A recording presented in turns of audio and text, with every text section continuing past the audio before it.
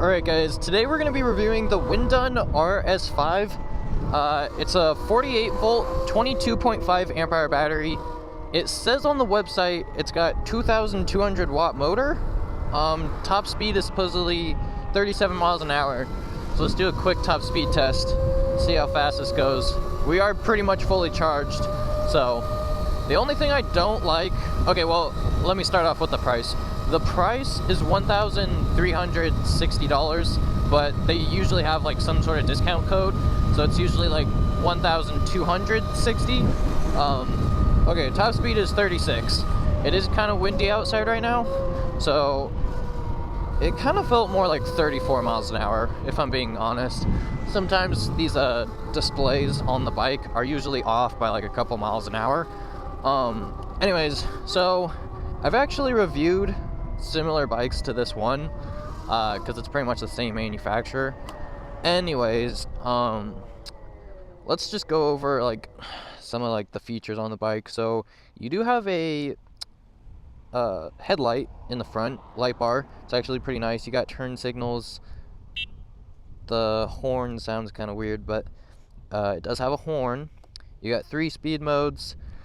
I'm not a big fan of these grips. They're like smooth, and they're not really like dirt bike style grips. They're like, I don't know, they're just weird.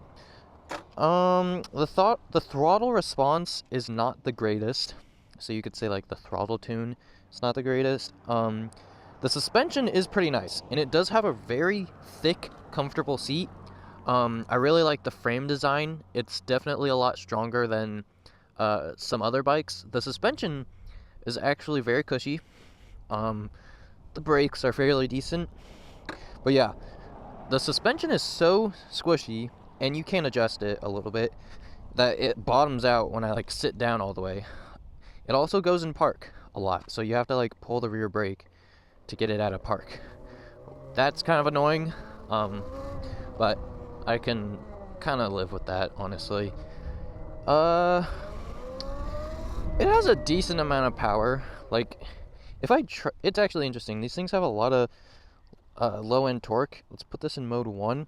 If I put my feet down like this and I try to stop it from moving, it will go. Like, I cannot stop it.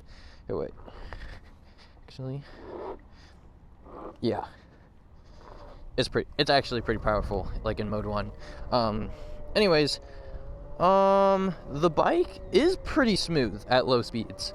Like, if I'm cruising at like 10 miles an hour, this thing is super quiet, makes like almost no noise.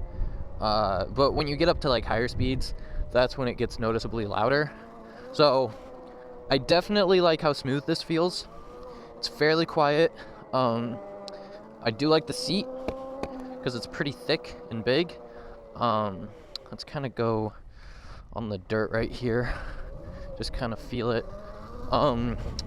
You can actually there's like this little dial thing you like twist, and the seat can come up, and you can get access to your battery pretty easily. The charging port is on the side right here, so you don't have to take out the battery to charge it. Let's see. I don't know. I feel like this bike should be a little bit cheaper, about like the $1,000 range. It's definitely pretty smooth, which I really, really like. Yeah, I've reviewed a lot of these bikes. The competition is very high. But for this bike, I would say you're not going wrong. Like, you're not getting scammed if you buy this bike. It's pretty nice. Well, I think like the main thing, I think this is a good bike for maybe riders who aren't as confident. And if you're just looking for something to like cruise around in the backyard, because it's got like I said, it's pretty quiet.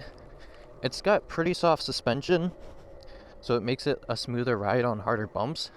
The grips aren't as aggressive, so it's a pretty good bike for kids. So yeah. Let's do a quick suspension test because I want to see how this jumps. Okay, so I kind of just want to see how it feels on super bumpy terrain, and then just some small jumps. But this bike definitely feels way more comfortable than some of the other bikes I reviewed in this super bumpy field. Definitely feels a little bit smoother. Oh shoot. Okay.